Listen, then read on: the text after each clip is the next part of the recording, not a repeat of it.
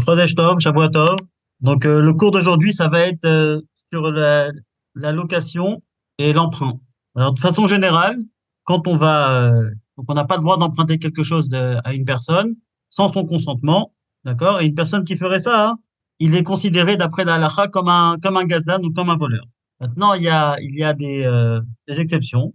Quand on parle d'une chose comme des tefilines, un talit, d'accord, des choses avec lesquelles on va faire une mitzvah. Alors là, on va dire qu'une personne, elle est prête, elle est d'accord. Donc même sans qu'on ne sait pas qu'est-ce qu'elle pense vraiment, mais on se dit que la personne, elle a envie qu'on fasse une mitzvah avec ces objets, d'accord? Et ça seulement s'il n'y a pas une perte d'argent. C'est-à-dire que si maintenant la personne, en utilisant cet objet-là, alors ça risque de lui causer une perte. Donc dans ces cas-là, ça va être interdit. Mais en général, quand on parle de talit et de tefillin, alors ben il n'y a pas vraiment une perte puisque il les replie comme ils étaient. Et donc, on va dire que c'est permis avec sous quatre conditions. Alors premièrement, la première condition, c'est que ça va être, comme on dit en hébreu, be'akrai, ça veut dire temporaire. C'est-à-dire, je peux pas emprunter le talit ou les tefillin de mon ami tous les jours parce qu'à ce moment-là, il va être makpid, c'est-à-dire qu'il sera pas content que j'utilise ses affaires. Deuxième condition, c'est que la personne va replier le talit ou les tefillin, d'accord, comme ils étaient, ou même pas, mais bon, qu'il les replie en tout cas, ça c'est important aussi. Troisième chose, c'est qu'il n'a pas le droit de les sortir de la pièce, c'est-à-dire qu'il les a trouvés dans une synagogue, il a trouvé des tefillin. Il n'a pas le droit de prendre les tefillin et d'aller dans une autre synagogue et prier avec. La raison est simple, puisque la personne, elle va voir qu'on a, elle va, le propriétaire des tefillin, il va arriver, il va pas les trouver, il va s'inquiéter, donc c'est pas une bonne chose à faire, donc on n'a pas le droit de les sortir. Quatrième chose, c'est que le propriétaire des tuiles ou du talit, il se trouve pas sur place, d'accord? Parce que là, s'il est sur place, alors la meilleure chose à faire, c'est bien sûr, c'est de lui demander. Et si on lui demande pas, alors là, il risque de ne pas aimer ça, donc on n'a pas le droit de prendre sans sa permission quand il est sur place. D'accord? Et comme on a dit, la raison, c'est parce qu'en fait, toutes ces permissions, c'est parce qu'une personne, elle est d'accord qu'on fasse une mitzvah avec ses affaires du moment qu'il n'y a pas de perte d'argent. Maintenant, toi, c'était pour les talit et tefillin. Maintenant, qu'est-ce qui va se passer quand on va parler de livres? D'accord? Un livre, contrairement au talit et tefillin, le livre, il est plus fragile, il risque de s'abîmer. Alors là, on voit une halakha dans les lois de Metzia et Picadon, c'est-à-dire quand on trouve quelque chose. Alors, bien sûr, on sait, il y a la mitzvah de Hashavat Aveda. Mais par contre, des fois, on va pas trouver rapidement la personne qui a perdu l'objet. Donc, dans ce cas-là, c'est un livre. Et donc, le Shulchan Aruch, il parle de ça, justement, que celui qui a trouvé, il doit s'occuper de la chose qu'il a trouvée. Par exemple, dans un livre, on dit que tous les 30 jours, la personne, elle doit passer toutes les pages. On dit qu'il doit, à l'époque, c'était bon, c'était des parchemins, donc il devait rouler tout le parchemin pour qu'il y ait de l'air qui va rentrer, donc qui va aller sur le parchemin, et donc ça va garder le livre assez pas mal longtemps. Maintenant, on dit là-bas, donc dans ces halakhot, que la personne, quand il roule le livre, il a le droit de lire. C'est-à-dire qu'il peut lire. Donc, il utilise le livre en réalité en même temps qu'il le roule. Par contre, qu'est-ce qu'il peut lire? Il peut lire seulement des passages on va dire, la Torah, c'est la paracha. Pourquoi? Parce que la paracha, c'est une chose que la personne, elle connaît en général. Bien sûr, on parle qu'il connaît cette paracha. Et donc, il passe et il lit toutes les parachiotes. Par contre, si il s'agit de Talmud, d'accord? Donc, Talmud, donc c'est une étude beaucoup plus approfondie. Alors là, il n'y aura pas de permission même s'il a déjà appris plusieurs fois, parce qu'au contraire, dans le Talmud, plus on apprend et plus on découvre des profondeurs, et donc la personne, elle risque, en étudiant, d'accord, quand il est étudiant sérieusement et approfondi, il risque d'oublier qu'il est en train d'utiliser le livre d'un ami et donc de déchirer le livre. Maintenant, à part ça, on voit autre chose, que dans des endroits où il n'y a pas de livres, à l'époque ça existait, d'accord, des endroits où il n'y avait pas beaucoup de livres, c'est pas comme aujourd'hui où il y a l'imprimerie et que on trouve des livres dans tous les magasins.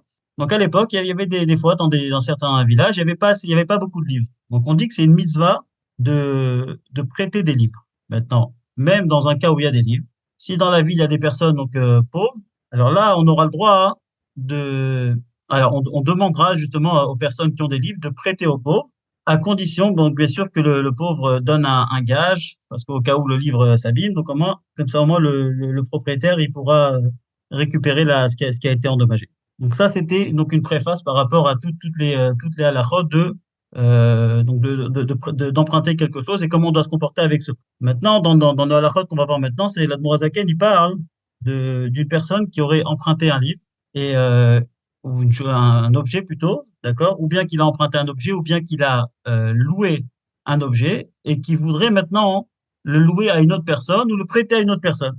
Alors maintenant, qu'est-ce qui va se passer dans ce cas-là? Alors bien sûr, là, il dit encore une fois que ça va être interdit de prêter ou de louer un objet que nous-mêmes on a loué ou prêté de quelqu'un ou emprunté de quelqu'un sans le consentement du propriétaire.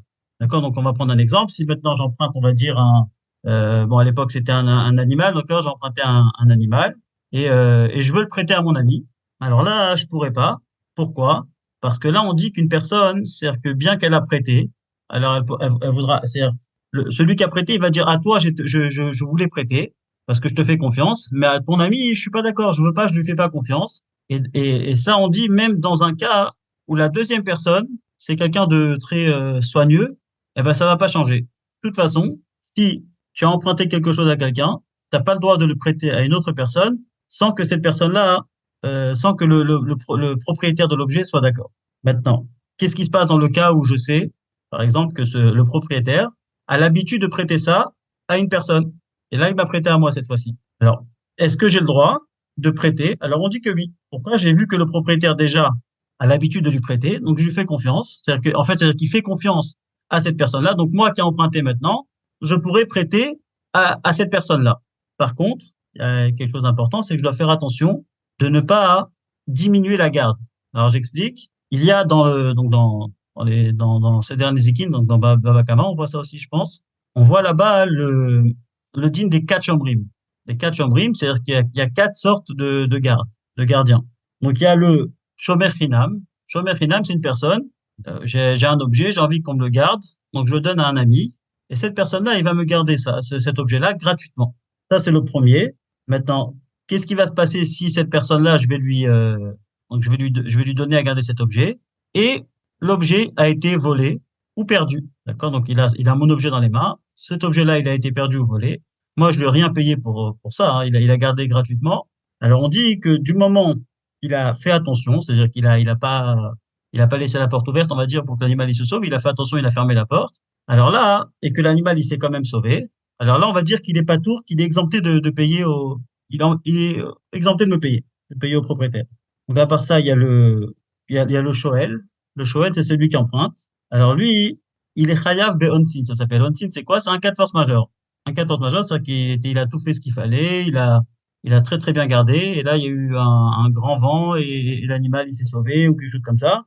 Alors lui, le shoel, il va être chayav, il devra payer, même dans ce cas-là. Troisième garde, c'est le socher, celui qui va louer. Alors lui, le socher, d'un côté, il est exempté de payer quand il y a eu un 14 majeur. Par contre, s'il y a eu un vol ou une perte de l'objet, alors là, il devra payer, même si il a pas été poché, c'est-à-dire il a pas laissé la porte ouverte. Alors pourquoi la différence? C'est quoi la différence entre le shomer hinam et le shomer sachar, celui qui garde gratuitement, celui qui garde avec rémunération? C'est que le chômeur Sahar, vu qu'il a été payé, il doit faire plus attention. Bon, maintenant, pourquoi on a dit tout ça? Parce qu'en réalité, on veut savoir si celui qui a loué, est-ce qu'il pourrait louer à quelqu'un d'autre? Alors là, oui. Pourquoi? Parce que quand le locataire, quand le, pardon, celui qui a emprunté, pas loué, qui a emprunté, s'il a emprunté, alors il pourra prêter à quelqu'un d'autre. Bien sûr, si le propriétaire, on sait qu'il est d'accord. Parce qu'en réalité, ce qui va se passer, c'est que il va pas diminuer la garde. Parce que si le Shoel, d'accord, donc celui qui emprunte, il va le louer par exemple, d'accord, il va louer cet objet. Alors, on a vu que le locataire, quand il y a un cas de force majeure, il est exempté de payer. Alors que si c'est quelqu'un qui a emprunté, il devrait payer. Donc en réalité, quand il va louer cet objet-là, il va louer cet objet-là que lui-même a emprunté, il va en réalité causer un dommage si quelque chose arrive à cet objet au propriétaire de l'objet. Ensuite, on a le socher, d'accord, donc le locataire. Alors lui, il pourra faire les deux.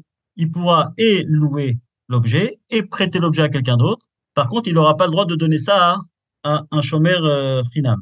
Pourquoi? Parce que le chômeur Hinam, lui, on a dit que il devra, c'est-à-dire qu'il sera pas tour, il sera exempté de payer s'il y a eu un vol ou une perte, alors que lui, le socher, il devait être hayab. Non, tout ça, c'était par rapport à des objets donc, du mobilier. D'accord? Parce que dans du mobilier, on voit que la personne a peur donc, que son objet soit mal utilisé et donc s'abîmer. Par contre, si on parle d'immobilier, d'accord, donc une maison, on va parler d'une maison où qui est toute vide, d'accord, il n'y a rien dans la maison, il n'y a pas comment on appelle ça, des électroménagers, il n'y a pas rien du tout, ni four, ni Mazga, ni tout ça. Donc là, on dit que on pourrait prêter, c'est-à-dire que si maintenant j'ai loué, je suis en location, et maintenant je voudrais louer cette maison à quelqu'un d'autre, parce que j'ai plus envie de rester dans cette maison, alors bien sûr on parle dans un cas où il n'y a pas de contrat, parce que s'il y a un contrat, on va aller selon le contrat. Si dans le contrat c'est écrit que le propriétaire n'est pas d'accord que d'autre rentre dans cette maison, alors là on ne pourra rien faire. On va parler dans un cas surtout à l'époque où il n'y avait pas, c'est-à-dire que il n'y avait pas vraiment les contrats comme aujourd'hui. On a un contrat aujourd'hui, il doit faire au moins 10 pages. Avant, il y avait, bon, rapidement, ils faisaient ou bien c'était verbalement, ou bien ils écrivaient un petit quelque chose. Mais en tout cas, si donc la personne a loué une maison, a loué ou bien emprunté une maison, il pourra, en retour, il pourra lui le louer ou le prêter à quelqu'un d'autre, à condition qu'il y a le même nombre de personnes qui habiteraient dans la maison, d'accord? Et ça, pourquoi? Quelle différence avec ce qu'on avait avant avec les objets? C'est que dans de l'immobilier, on n'a pas peur, on ne craint pas que la personne va se sauver avec le bien. Parce que le bien, il reste sur place. D'accord? Il va pas, donc on dit que le propriétaire, il a pas besoin d'avoir tellement confiance en la nouvelle personne qui va rentrer. Ça, c'est la différence. Donc maintenant, on va revenir sur le mobilier, pardon. Donc, on a dit que si on emprunte quelque chose, ou bien on loue quelque chose, on n'a pas le droit de le prêter ou le louer à quelqu'un d'autre, d'accord, sans le consentement du propriétaire. Maintenant, on va avoir encore un autre cas où le propriétaire, il se trouve avec l'objet. Comme par exemple, surtout à l'époque, ça se faisait, même aujourd'hui, on peut trouver ça. Donc à l'époque, on avait, on va dire, on va prendre un chameau ou un âne qui va être prêté à quelqu'un ou loué, plutôt loué, c'est avec une location, donc la personne, elle va payer pour que le propriétaire vienne avec son animal pour porter une charge. Maintenant, ce qui se passe, c'est que au milieu du chemin, le locataire, il a trouvé un acheteur. Il a trouvé un acheteur, donc il a dit au propriétaire de l'animal, il a dit, bah, donc maintenant, voilà, j'ai trouvé l'acheteur, donc maintenant, je t'ai loué pour la journée pour que tu sois avec moi. J'ai plus besoin maintenant de toi, mais par contre, je dois te payer. Donc, qu'est-ce que je vais faire? Le locataire, il dit, je vais trouver quelqu'un d'autre. Il va prendre sa charge à lui, cette personne-là, la mettre sur ton âne ou sur ton chameau. Et ensuite, il me paiera et moi, je te donnerai l'argent. Comme ça, moi, le locataire, il va pas perdre d'argent. Aujourd'hui, on peut trouver ça avec un chauffeur de bus. D'accord? Il a pris, on va dire, un groupe de personnes euh, qui l'ont payé pour la journée. Donc, il leur a dit, voilà, c'est kilomètre illimité. Et toute la journée, il doit être avec eux, avec ce groupe-là. Maintenant, si le groupe, il décide en plein milieu de la journée d'arrêter, donc ils veulent arrêter leur tioul, d'accord? Mais d'un autre côté, et maintenant, ils devront payer la somme, on va dire les 5000 shekels qu'ils ont prévu lui payer. Donc là aussi, vu que le propriétaire du bus, et le propriétaire dans le cas de Shulchan Aruch, c'est le propriétaire de l'animal, il se trouve sur place. Alors là, on ne craint pas que quelque chose va s'abîmer. D'accord? Donc c'est permis. C'est permis. Par contre, c'est écrit dans Shulchan Aruch que la personne, le chauffeur du bus ou le propriétaire de l'animal, il peut avoir une taromètre. Taromètre, donc en fait, il peut avoir un sentiment, donc on va dire négatif sur la personne. D'accord? Bien qu'en général, c'est interdit d'avoir un sentiment négatif. Lui, il pourra, d'après la en tout cas, mais il pourra pas demander d'argent sur ça. Et pourquoi il a le droit d'être énervé contre la personne? C'est parce que le chauffeur de bus, il peut dire, moi, quand je t'ai, quand j'ai décidé donc quand on a fermé le deal entre toi et moi, moi, je voulais cette équipe-là, parce que cette équipe-là, c'est une équipe, je sais qu'ils sont sérieux, qu'ils vont pas faire des problèmes, d'accord, et c'est des gens avec qui je m'entends bien. Et donc, c'est pour ça que j'ai été d'accord. Mais l'autre personne, je le connais pas. Donc, c'est quelqu'un que je connais pas. Maintenant, je vais passer là encore 5 6 heures avec lui. Et j'espère que ça va bien se passer. Donc, en fait, le chauffeur, il est un peu angoissé de comment ça va se passer avec le nouveau groupe. Donc là, c'est pour ça qu'il a le droit de s'énerver. Mais par contre, il peut pas refuser. Vu que les personnes, ils vont payer. Donc, ça va être les mêmes conditions. Donc, Alpidine, c'est moutard. Et il pourra rien demander. Mais par contre, il pourra être en colère. Maintenant, bon, à l'époque, il parlait voilà, si on prend pareil, on va dire aujourd'hui, ça se fait aussi, c'est-à-dire que des fois, il y a des personnes qui font des ovalotes, hein, donc des déménagements. Donc, il y a deux possibilités. C'est ou bien je vais prendre un déménageur, que lui va venir avec son camion, il va me prendre là, il va vider la maison, il va déménager. Ou bien des fois, il y a une autre possibilité, c'est que la personne, elle va louer un pied de remorque comme ça, il va la mettre sur sa voiture. Maintenant, est-ce qu'il aurait le droit de prêter cette remorque à quelqu'un? Alors d'après ce qu'on a vu, il pourrait, du moment que le locataire, il se trouve sur place. Donc si le locataire il est avec nous, la personne qui va louer maintenant en retour, il pourra il pourra, donc ça sera permis. Ouais. Donc, maintenant, donc on a vu aussi que quand on parle de livres, donc on a dit que si le livre, on a dit que tu pourrais on a vu tout à l'heure que tu pourrais, si tu as emprunté un livre, tu pourras le prêter en retour on a dit que tu pourras pas le prêter à quelqu'un d'autre en retour, d'accord? Parce que le propriétaire, il peut dire, à toi, j'étais d'accord parce que je te fais confiance, lui, je fais pas confiance. Maintenant, qu'est-ce qui se passe si j'ai emprunté un livre, j'ai des invités à Shabbat à la maison, et mon invité, il veut utiliser le livre. Alors là, ça va être permis, parce que la personne se trouve chez moi, et je suis avec lui. D'accord? Comme on a vu maintenant, c'est-à-dire si le propriétaire, il se trouve ici, on a dit que c'est permis. Alors c'est pareil pour celui qui va louer, parce que celui qui va emprunter. Celui qui emprunte et que maintenant j'ai un ami à la maison qui veut étudier, il aura le droit d'étudier. Par contre, si on veut étudier à deux sur le même livre, alors là, ça va être problématique parce que quand deux personnes ils étudient, chacun il va tirer un peu de son côté et on a peur que le livre s'abîme.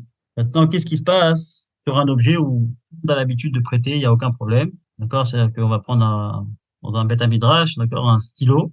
Donc, des stylos comme ça, des petits stylos Bic simples, que tout le monde emprunte de tout le monde et il n'y a pas de problème avec ça. Ça va être permis parce qu'on sait que la majorité, tout le monde, personne est MacPeat, personne n'est pointueux sur ça, tout le monde permet de prêter. Maintenant, ça dépendra chaque endroit, ça va être différent. En général, c'est que si on sait que c'est un endroit où toutes les personnes qui se trouvent là, ils ont l'habitude de se prêter des stylos sans demander, alors là, ça va être permis. Par contre, si c'est des objets un peu plus fragiles, alors là, il faudra être sûr que la personne soit d'accord. Si on n'est pas sûr et qu'il y a une minorité de personnes qui sont pointues sur ça, donc on n'aura pas le droit d'utiliser la chose, d'accord, l'objet, à moins qu'on ait la permission du propriétaire. Maintenant, on voit encore une halakha. Cette halakha-là, c'est si maintenant j'ai on va dire à l'époque pendant le Shulchan Aruch, le cas qui est ramené, c'est un tonneau de miel, un tonneau de miel qui s'est cassé.